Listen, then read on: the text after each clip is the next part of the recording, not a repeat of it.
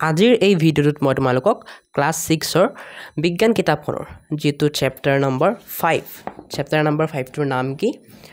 Objects around আছ আৰু অসমীয়াত ক'ব গ'লে আমাৰ চৌপাশৰ বস্তুবোৰ এই চেপ্টাৰটোৰ সকলো প্ৰশ্ন উত্তৰ ইংলিছ আৰু অসমীয়া দুইটা মাধ্যমতে একেবাৰে সৰু আৰু সহজ সৰল ভাষাত তোমালোকক দিম সেই ভিডিঅ'টো শেষলৈকে চাই থাকিবা আৰু ভিডিঅ'টো এটা লাইক কৰি চেনেলটো সাবস্ক্ৰাইব কৰি দিবা তোমালোকে এটা কাম কৰিবা question answer খিনি কৰা আগতে what you have learned আৰু অসমীয়াত যদি কও তোমালোকে কি শিকিলা এইখিনি এবাৰ নিশ্চয়কৈ পঢ়িছিবা কাৰণ ইয়াত চেপ্টাৰটো বেছিভাগ ইম্পৰ্টেন্ট কথাই দিয়া থাকে আৰু এবাৰ বহুত প্ৰশ্ন হোৱা দেখা যায় বাকি তোমালোকৰ যদি চেপ্টাৰটো বুজাই দিব লাগে আৰু লগতে চেপ্টাৰটো বা MCQ লাগে মানে মাজে প্ৰশ্ন উত্তৰ উলাই দিব লাগে তেন্তে কমেন্ট কৰি কোৱা যদি বেছি কমেন্ট আহে মই বনাম লগতে তোমালোকে কমেন্টত কোৱা তোমালোকক আৰু বেলেগ কিহৰ ওপৰত ভিডিও লাগে কি টপিকৰ ওপৰত মই বনাবলৈ চেষ্টা কৰিম ঠিক আছে এতিয়া এটা কাম কৰা তোমালোকে অনুশীলনীৰ কোৱেশ্চন আনসাৰবোৰ চাই লোৱা এতিয়া অনুশীলনীৰ 1 নম্বৰ যিবোৰ প্ৰশ্ন এবোৰ MCQ হয় শুদ্ধ উত্তৰ শুদ্ধ চিন দিব লাগে 4টা পৰা এবোৰ তোমালোকৰ পৰীক্ষাত আহিবই বহুত ইম্পৰ্টেন্ট একৰ 1 2 3 4 তিনটাই ইম্পৰ্টেন্ট 4টা ইম্পৰ্টেন্ট ঠিক আছে ফাৰ্ষ্টটো কি কৈছে চোৱা দ্ৰব্যই যি পৰিমাণৰ ঠাই আগুৰি থাকে তাক কি বুলি কোৱা হয় উত্তৰ হ'ব আয়তন ঠিক আছে আৰু মই ইয়াত চোৱা যেহেতু C নম্বৰ অপচনটো কাৰেক্ট সেইকাৰণে C নম্বৰ অপচনটো বুলাই দিছো তোমালোকেও বুলাই দিবা মই যদি ইংলিছত কও the space occupied by material is called volume ঠিক আছে অপচন C টো শুদ্ধ হ'ব মই বাৰু বুজাও দিম তোমালোকক প্ৰশ্ন উত্তৰবোৰ সো তোমালোকে টেনচন নলবা খালি এটো ডাইৰেক্ট পোনপটীয়া প্ৰশ্ন যে সেইকাৰণে বুজোৱা নাই তলৰ 2 নম্বৰ প্ৰশ্নটো কৈছে তলৰ কোনবিধ স্বচ্ছ এটা স্বচ্ছ মানে এনেকুৱা পদাৰ্থ বা এনেকুৱা বস্তু যাৰ মাজেৰে চালে আমি বেলেগ বস্তু দেখা পাম যেনেকৈ গ্লাস মানে গ্লাস আমি যে খিৰকিত লগা গ্লাস হেয়া গ্লাস তাৰ মাজেৰে চালে আমি বেলেগ বস্তু দেখা পাও নে নাই পাও গতিকে হেতু কি হ'ব স্বচ্ছ পদাৰ্থ এতিয়া আমাক স্বচ্ছ কোনটো খুদিছে এটা কাঠ স্বচ্ছ হয় নেকি নহব লো নহব কাগজ নহব কিন্তু আমাৰ কাচ মানে গ্লাস হ'ব নাই হ'ব গতিকে বি টো শুদ্ধ English mediumৰ বাবে চোৱা which of the following is transparent answer হ'ব B number glass ঠিক আছে এটা তোমালোকক খুদিছে 3 নম্বৰটো কি চোৱা তলৰ কোনবিধ অৰ্ধ স্বচ্ছ মানে তাৰ মাজেৰে চালে আমি বেলেগ বস্তু দেখা পাম কিন্তু আধা দেখা পাম হয় উত্তৰ হ'ব C তেলখনা কাগজৰ মাজে চাবাচোন চালে তোমালোকে আধা বস্তুহে দেখা পাবা আধা দেখা নোপোৱা ঠিক আছে মানে ঘোলা দেখা পাবা বস্তুবোৰ ইংলিশ মিডিয়ামত যদি কও which of the following is translucent অৰ্ধস্বচ্ছক ইংলিছত কি বুলি কোৱা হয় translucent আনসাৰ হ'ব C number oil paper 4 number কি কৈছে তোমালোকক তলৰ গুটটোৰ পৰা অমিলটো বাছি উলিওৱা খুন দিছে এলুমিনিয়াম দিছে তাম দিছে বাহ দিছে এটা চোন এলুমিনিয়াম খুন তাম এবোৰ কি হয় এবোৰ ধাতু হয় কিন্তু বাহ হয় নেকি নহয় গতিকে অমিলটো কোনটো হ'ব 3টাৰ পৰা মানে 4টাৰ পৰা অমিলটো কোনটো হ'ব বাহটো হ'ব কাৰণ বাকি 3টা ধাতু কিন্তু বাহটো নহয় হয় গতিকে ডি নম্বৰ আনসাৰটো কাৰেক্ট ইংলিছত যদি কও find out the odd one from the following answer হ'ব D number bamboo odd one মানে অমিলটো ওলাব লাগে যোনটো মিল নাথাকে এটা 2 নম্বৰটো তোমালোকৰ কি কৈছে চোৱা 2 নম্বৰ কৈছে তোমালোকক যে তলৰ কোনবোৰ বস্তু পানীত দ্ৰৱণীয় আৰু কোনবোৰ পানীত অদ্ৰৱণীয় লিখা দ্ৰৱণীয় মানে পানীত দ্ৰৱণীয় মানে এনেকুৱা বস্তু যিবোৰ পানীত দিলে নাইকিয়া হৈ যায় মানে ক'ব গ'লে আৰু অদ্ৰৱণীয় মানে পানীত দিলে নাইকিয়া নহয় তলত গৈ জমা হৈ থাকে ঠিক আছে এতিয়া চেনি দি বিলা যেতিয়া আমি কিবা বনাও বা চেনি যেতিয়া আমি পানীত দিও তেতিয়া কি হয় হি পানীত দ্ৰৱণীয় হৈ যায় মানে পানীত নাইকিয়া হৈ যায় গতিকে চেনি কি হ'ব পানীত দ্ৰৱণীয় গতিকে এনেকৈ লিখিবা আনসাৰটো উত্তৰটো এনেকৈ লিখিবা পানীত দ্ৰৱণীয় কি হ'ব চেনি হ'ব নিমখ হ'ব মৌ হ'ব মৌটো কিন্তু পানীত দ্ৰৱণীয় পানীত দিলে নাইকিয়া হৈ যায় পানীত অদ্ৰৱণীয় কি হ'ব বালি হ'ব চকৰ গুৰি হ'ব নাৰিকলৰ তেল হ'ব পিঠাগুৰি হ'ব এবোৰ যেতিয়া পানীত দিবা কি হ'ব এবোৰ তলত গৈ জমা হৈ যাব পানীৰ তলত মানে পাত্ৰটোৰ তলত জমা হৈ যাব হয় কিন্তু নাইকিয়া নহয় ইংলিশ মিডিয়ামবোৰ এনেকৈ লিখিবা কোৱেশ্চনটো তোমালোকে এবাৰ নিজে পঢ়ি লবা ইংলিশ মিডিয়ামবোৰে ঠিক আছে আনসাৰ লিখিবা ওয়াটাৰ সলিউবল মানে যিবোৰ পানী দিলে নাইকিয়া হৈ যায় সুগাৰ সাল্ট হানি ওয়াটাৰ ইনসলিউবল যিবোৰ পানী দিলে নাইকিয়া হৈ নাযায় sand chalk powder coconut oil and rice powder ঠিক আছে এইগিলা লিখি দিলে হ'ল এতিয়া নেক্সট 3 নম্বৰ কি কৈছে তোমালোকক চোৱা 3 নম্বৰ কৈছে পদাৰ্থ কি উদাহৰণ সহ ব্যাখ্যা কৰা এতিয়া আমি জানোই পদাৰ্থৰ সংজ্ঞাটো পদাৰ্থৰ ডেফিনিশ্যনটো কি ভৰ আৰু আয়তন থকা সকলো বস্তুৱে পদাৰ্থ উদাহৰণ বায়ু পানী লু ভৰ মানে ওজন আয়তন মানে কিমান জায়গা আগৰিছে হ'ব গতিকে কিবা এটা বস্তুৰ যদি ওজন থাকে আৰু বস্তুটো যদি কিবা জায়গা আগৰে তেতিয়া তাক আমি কি বুলি কম পদাৰ্থ উদাহৰণ বায়ু এটা বায়ুৰ ভৰ আছে হয় নাই আৰু বায়ুৱে ঠাইও আগৰে গতিকে বায়ু কি হ'ব পদাৰ্থ হ'ব তেনেকৈ পানী আৰু লুও পদাৰ্থ হ'ব এতিয়া ইংলিছত যদি কওঁ what is matter explain with examples answer likhiba anything that has mass and volume is matter example air water iron mass mane ojon volume mane ki volume mane tumalokor ayoton kiman jega agoriছে 4 number কি কৈছে চোৱা কি দুটা ধৰ্মৰ সহায়ত আমি ক'ব পাৰো যে হিল এবিধ পদাৰ্থ এতিয়া মই ক'লো এই পদাৰ্থ হ'বলৈ কি লাগিব ভৰ আৰু আয়তন এই দুটা ধৰ্ম লাগিব গতিকে এই দুটা ধৰ্মৰ সহায়ত আমি ক'ব পাৰো পদাৰ্থ এটা হিল এটা পদাৰ্থ হয় গতিকে কি লিখিবা যি দুটা ধৰ্মৰ পৰা আমি হিল এটা পদাৰ্থ বুলি ক'ব পাৰো সেয়া হ'ল ভৰ আৰু আয়তন ঠিক আছে এটা যাক একেবাৰে সৰুকে লাগে সি অকল ভৰ আৰু আয়তন লিখি দিবা মানে এই হালধীয়া কালাৰে হাইলাইট কৰাখিনি লিখি দিবা আৰু যাক ডাঙৰকে লাগে গোটেইখিনি লিখি দিবা ঠিক আছে গতিকে যাক ডাঙৰকে লাগে তাৰ বাবেও আনসাৰটো মই লিখি দিছো যাক সৰুকে লাগে তাৰ বাবেও লিখি দিছো 4 নম্বৰটো যদি মই ইংলিছত কওঁ from which two properties can we say that stone is a matter answer hobo the two properties from which we can say that stone is a matter are mass and volume jak khoruke lage okol mass and volume boli likhi diba answer di pelai mass and volume boli likhi diba jak dangoke lage gudei khini likhi diba aru monot rakhiba jone khoruke likhi asa hi massor m to dangator diba karon আমি জানোই কিবা এটা সেন্টেন্সৰ ফাৰ্স্টে যদি কিবা এটা letter বহে তেন্তে কি হ'ব সেই লেটাৰটো ডাঙৰ হাতৰ হয় এতিয়া 5 নম্বৰ কি কৈছে চোৱা চাৰিবিধ দ্ৰব্যৰ নাম লিখা যাৰ সহায়ত গিলাস তৈয়াৰ কৰিব পাৰি উত্তৰ লিখিবা আমি গিলাস তৈয়াৰ কৰিব পৰা চাৰিবিধ দ্ৰব্যৰ নাম হ'ল প্লাষ্টিক কাঁচ ষ্টেইনলেছ ষ্টিল লু আদি ঠিক আছে যাক সৰুকে লাগে অকল এখিনি লিখি দিবা হাইলাইট কৰাখিনি যাক ডাঙৰকে লাগে গুটি লিখি দিবা 5 নম্বৰ যদি মই ইংলিছত কওঁ right the name of 4 materials by which we can make a tumbler অসমীয়া মিডিয়ামখিনি মনত ৰাখিবা টাম্বলাৰ মানে কি গিলাস ইংলিশ মিডিয়ামবোৰ মনত ৰাখিবা সো আনসাৰ লিখিবা the name of 4 materials by which we can make a tumbler are plastic glass stainless steel iron এইবোৰ ঠিক আছে যাক সৰুকে লাগে হাইলাইট কৰাখিনি যাক ডাঙৰকে লাগে গোটেইখিনি সো এতিয়া অসমীয়া মিডিয়ামবোৰ এনেকৈ লিখি ল'বা ইংলিশ মিডিয়ামবোৰে এনেকৈ লিখিবা যাক সৰুকে লাগে হাইলাইট কৰাখিনি যাক ডাঙৰকে লাগে গোটেইখিনি লিখিবা এতিয়া 6 নম্বৰ কি কৈছে আমাক জ্যোতি কি উত্তৰ লিখিবা কোনো বস্তুৰ চিকমিকোৱা ধৰ্মটোকে জ্যোতি বুলি কোৱা হয় ঠিক আছে যদি কিবা এটা বস্তু চিকমিকায় তেন্তে তাৰ সেই ধৰ্মটোক আমি কি বুলি ক'ম জ্যোতি বুলি ক'ম ইংলিছত লিখিলে এনেকৈ লিখিবা হোৱাট ইজ লাষ্টাৰ আনসাৰ লিখিবা luster is the shine of a material ঠিক আছে লিখি লোৱা এটা 7 নম্বৰ খিনি চাও 7 নম্বৰ খিনি আমাক কি কৈছে শুদ্ধ অতত শুদ্ধ চিন দিব দিছে এতিয়া 7 নম্বৰৰ এটো কি কৈছে চোৱা তাৰ আগতে মই কৈ দিও এটা যে মই 3 টো দিলো ইম্পৰ্টেন্ট হয় 4 টো ইম্পৰ্টেন্ট হয় 5 টো ইম্পৰ্টেন্ট হয়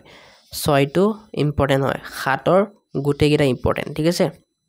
7 ৰ গুটেকেইটা ইম্পৰ্টেন্ট বাকি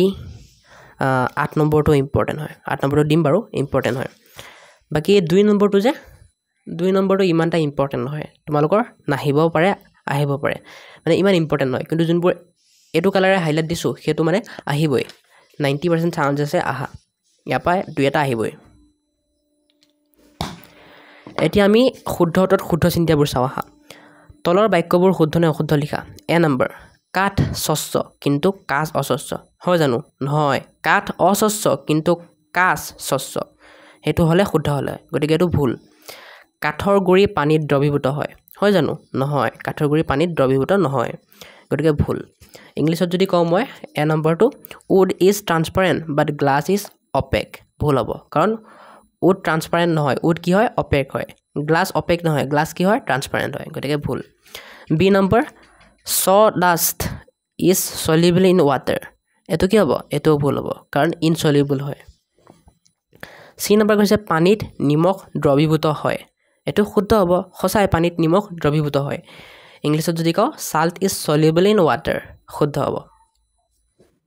ডি নম্বৰ কাঠৰ টুকুৰা পানীত উপঙে সঁচাই এটো উপঙে তোমালোকে যেতিয়া বানপানী আহে যদি কোনোবাই বানপানী দেখিছা বা বানপানী উপভোগ কৰিছা তেন্তে তোমালোকে পাবা কাঠৰ টুকুৰা পানীত উপঙে বা তোমালোকে এনেও যদি পানীত কাঠৰ টুকুৰা এটা দলি মাৰা উপঙিব গতিকে আমি এটো শুদ্ধ বুলি ক'ম a piece of wood floats in water শুদ্ধ হ'ব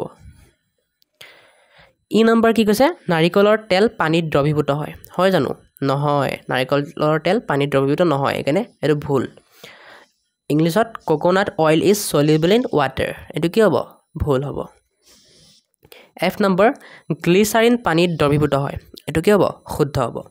সঁচাই গ্লিচাৰিন পানীত দ্ৰৱীভূত হয় F নম্বৰ কি কৈছে ইংলিছত glycerine is soluble in water হয় soluble হয় G নম্বৰ কৈছে আমাক তাম আৰু লু জ্যোতিমান দ্ৰব্য মানে জ্যোতিমান দ্ৰব্য মানে যাৰ চিকমিকনি আছে হয় তামৰ চিকমিকনি আছে আৰু নতুনকৈ এটা লোহা আনি চাবাচোন তাৰো চিকমিকনি আছে গতিকে এটো শুদ্ধ হ'ব ইংলিছত কপাৰ এণ্ড আইৰন আৰ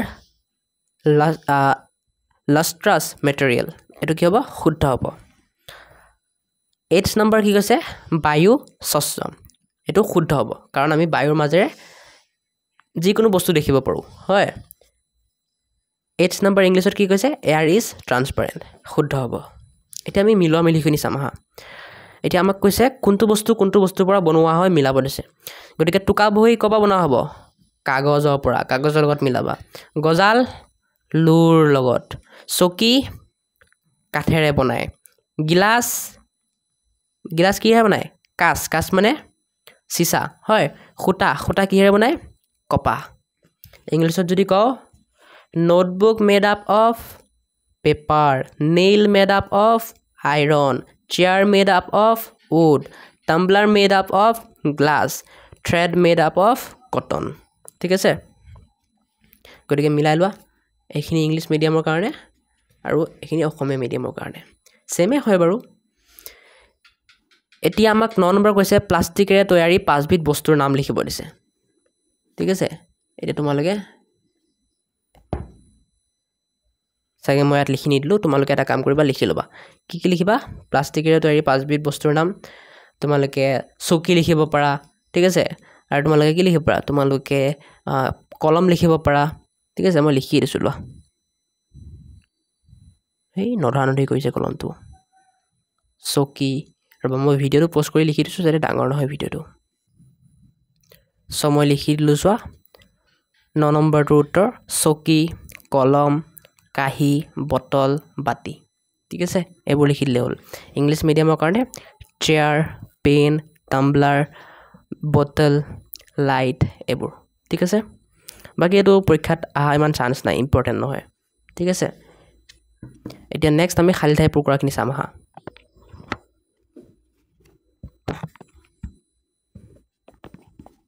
এতিয়া খালি ঠাই পূৰ কৰাখিনি চোৱা কিতাপতে চাই লোৱা পিছত নেক্সট খিনি চাম আমি 10 নম্বৰ খালি ঠাই পূৰ কৰাত কি কৈছে একোটা বস্তু বিভিন্ন দেশেৰে গঠিত হ'ব পাৰে উত্তৰ হ'ব দ্ৰব্য ঠিক আছে যেনেকৈ আমাৰ গাড়ী কথাকে ক'ব পাৰো বাইকৰ কথাকে ক'ব পাৰো বাইক প্লাষ্টিক নামৰ দ্ৰব্যটোৰো গঠিত হয় লু নামৰ দ্ৰব্যটোৰো গঠিত হয় এলুমিনিয়াম নামৰ দ্ৰব্যটোৰো গঠিত হয় মানে গাড়ীত প্লাষ্টিক লোহা এলুমিনিয়াম সব থাকে হয় ইংলিছত যদি কওঁ the same object can be made of different material material material ধৰণৰ পৰা যদি মই স্পেলিং কৰি দিছো 2 নম্বৰ কি কৈছে 2 নম্বৰ কৈছে আমাক বস্তুবোৰক ভাগ কৰা পদ্ধতিটোক ডেজ বুলি কোৱা হয় উত্তৰ হ'ব শ্ৰেণী বিভাজন কি লিখিবা শ্ৰেণী বিভাজন ঠিক আছে ইংলিছত হলে কি লিখিবা the method of arranging of object into groups is called classification classification classification next আমাৰ 3 নম্বৰ কি কৈছে বস্তু এটাত থকা পদাৰ্থৰ পৰিমাণে হ'ল বস্তুটোৰ ভৰ মানে ওজন 3 নম্বৰ ইংলিছত the amount of matter present in an object is the mass mass of the object 4 number কি কৈছে আমাক 4 নম্বৰ কৈছে বস্তু এটাই যিমান ঠাই আগুৰে সেয়া বস্তুটোৰ আয়তন ঠিক আছে আৰু ইংলিছত যদি কওঁ the space occupied by an object is volume VOLUME volume so লিখি ল'বা তোমালোকে চাইছে এতিয়া নেক্সট আমি 11 নম্বৰখিনি চাওঁ 11 নম্বৰখিনি আমাক মিলাব দিছে আৰু কৈছে যে খু চাইডে থকা বস্তুকেইটা এটা বাও সাইডে থকা বস্তুৰ লগত এটাতকৈ বেছিবাৰ মিলিব পাৰে এতিয়া চোন তিখাৰে নিৰ্মিত কাহি হেতু কি হয় অস্বচ্ছ হয় আৰু লগতে জুটিমান হয় মানে চিকমিকাই থাকে হয় কাছৰ বটল এটো কাৰ লগত মিলিব স্বচ্ছ লগত মিলিব অকল স্বচ্ছ লগত কাঠৰ টুকুৰা মিলিব অকল অস্বচ্ছৰ লগত নিমখ কাৰ লগত মিলিব পানীত দ্ৰৱণীয় লগত ঠিক আছে বাকি ইংলিছ মিডিয়ামৰ কাৰণে ষ্টিল প্লেট অপেক আৰু লাষ্ট্ৰাছ দুইটা লগত মিলিব কাৰ লগত ষ্টিল প্লেটটো অপেকৰ লগত মিলিব আৰু লাষ্ট্ৰাছৰ লগত মিলিব গ্লাছ বটলটো তোমালোকৰ ট্ৰান্সপাৰেণ্টৰ লগত মিলিব উডেন ব্লকটো অপেকৰ লগত মিলিব সাল্টটো সলিউবল ইন ওয়াটাৰ লগত মিলিব ঠিক আছে যদি ধৰা পোৱা নাই মই কৈ দিছো তাৰপা শুনি লবা এতিয়া 12 নম্বৰখিনি চাম আমি এতিয়া 12 নম্বৰখিনি চোৱা কি কৈছে আমাক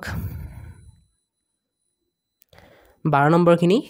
কৈছে আমাক তোমাক যদি এখন মজবুত পাতল আৰু দীৰ্ঘস্থায়ী বেঞ্চ তৈয়াৰ কৰিবলৈ কোৱা হয় তেন্তে তুমি কোনবিধ দ্ৰব্য নিৰ্বাচন কৰিবা আৰু দ্ৰব্যৰ কোনবোৰ ধৰ্মক অগ্ৰাধিকাৰ দিবা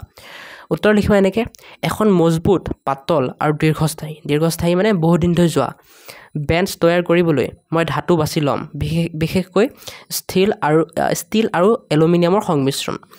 এই ক্ষেত্ৰত মই অগ্ৰাধিকাৰ দিম দ্ৰব্যৰ কঠিনতা পাতলতা আৰু দীৰ্ঘস্থায়ী ধৰ্মক ঠিক আছে Okay, English medium board enake likhiba. If you are asked to design a new type of desk for your school, which is strong, lightweight, and durable, which material would you select, and what properties would you prioritize to ensure the desk meets these needs? Answer likhiba. To create a strong, lightweight, and durable bench, I will choose metals, especially a combination of steel and aluminum. In this case, I will give priority to the hardness, lightweight, and durability of the material. ঠিক আছে এইখিনি লিখিলে হৈ যাব এটা 13 নম্বৰটো তোমালোকৰ ইমান ইম্পৰ্টেন্ট নহয় 13 নম্বৰ কি কৈছে 13 নম্বৰ তোমালোকৰ নাহে স্কুলত চাগে মোৰ মতে পৰীক্ষাত কি কৈছে কিছুমান দ্ৰব্য গোটাই লোৱা যেনে বালি নিমখ নেমুৰ ৰস ইত্যাদি এতিয়া এটা গিলাসত পানী লৈ এটাকৈ মিহলাই চোৱা কোনবোৰ বস্তু পানীত মিহলি হয় এখন তালিকা বনাই লিপিবদ্ধ কৰা মানে পানীত মিহলি হোৱা আৰু নোহোৱা বস্তু বাছি ওলাব দিছে সো মই লিখি দিছো চোৱা উত্তৰটো বালি পানীত মিহলি হয় জানো নহয় হেকানে লিখিছো মিহলি নহয় নিমখ মিহলি হয় নেমুৰ ৰস মিহলি হয় English যদি কও collect the different substances like sand salt lemon juice shampoo mix one by one in glass of water and observe which material is soluble and which is not record your observation in a tumbler form ঠিক আছে answer লিখিবা sand কি হয় not soluble হয় কিন্তু salt soluble হয় lemon juice soluble হয় shampoo soluble হয় ঠিক আছে এতিয়া তোমালোকৰ 14 নম্বৰটো পৰীক্ষাত নাহে কিন্তু কাবাক হোমৱৰ্ক কৰিব দিব পাৰে কেনে মই কৈ দিছো 14 নম্বৰ কৈছে তোমালোকক এই দগাবল্লাটো তোমালোকক বহাব দিছে 1 কিলোগ্ৰাম কপা আৰু 2 কিলোগ্ৰাম জগা কোট বহাব দিছে সো 2 কিলোগ্ৰাম বেছি ওজন হয় আৰু 1 কিলোগ্ৰাম কম ওজন গতিকে 2 কিলোগ্ৰামটো কি হ'ব ইয়াত বহিব আৰু 1 কিলোগ্ৰামটো ইয়াত বহিব তোমালোকে এক্সাক্ট ড্ৰয়িং কৰিব নালাগে এনে উল্টা পুল্টা লিখি দিলে হ'ল ঠিক আছে ইংলিশ মিডিয়ামৰ বাবেও সেম এনেকৈ ড্ৰ কৰি দিবা বাকি 14 নম্বৰটো নাহি ইম্পৰ্টেন্ট নহয় 11 নম্বৰটো তোমালোকৰ আহিব পাৰে নাহিব পাৰে কিন্তু 12 নম্বৰটো তোমালোকৰ আহিব পাৰে নাহিব পাৰে কিন্তু 13 আৰু 14 নাহি ঠিক আছে বাকি মই কলোৱে 8 নম্বৰলৈকে ইম্পৰ্টেন্ট পিছত 9 নম্বৰটো ইমানটা ইম্পৰ্টেন্ট নহয় কিন্তু 10 নম্বৰ গুটেকেটা ইম্পৰ্টেন্ট ঠিক আছে সো আশা কৰো ভিডিওটো ভাল লাগিল এতিয়া লগ পাইছো তোমালোকক নেক্সট ভিডিওটো যত আমি আলোচনা কৰিম chapter 6 or প্ৰশ্ন উত্তৰবোৰ ঠিক আছে নাম separation of substances দ্ৰব্যৰ পৃথকীকৰণ সো চেনেলটো সাবস্ক্ৰাইব কৰি দিবা আৰু লগতে তোমালোকক যদি গোটেই বিজ্ঞান কিতাপখনৰ তোমালোকৰ যদি PDF নোটছ লাগে এটা যে মই কোৱেশ্চন আনসাৰবোৰ ক'লো সেই কোৱেশ্চন আনসাৰবোৰৰ যদি PDF নোটছ লাগে তোমালোকে যদি লিখিব মন নাই তেন্তে মোৰ ডেসক্ৰিপচনত লিংক দিয়া থাকিব 50 रुपीस এটা পে কৰি গৈ ডাউনলোড কৰি ল'ব পাৰিবা ঠিক আছে সো আজিলৈ ইমানখিনিতে সামৰি মাৰিছো বেলেগ কিবা যদি টপিকৰ ওপৰত ভিডিঅ' লাগে মোক কমেন্ট কৰি ক'বা মই দিবলৈ নিশ্চয় ট্ৰাই কৰিম সো বাই এনেকৈ পঢ়ি থাকা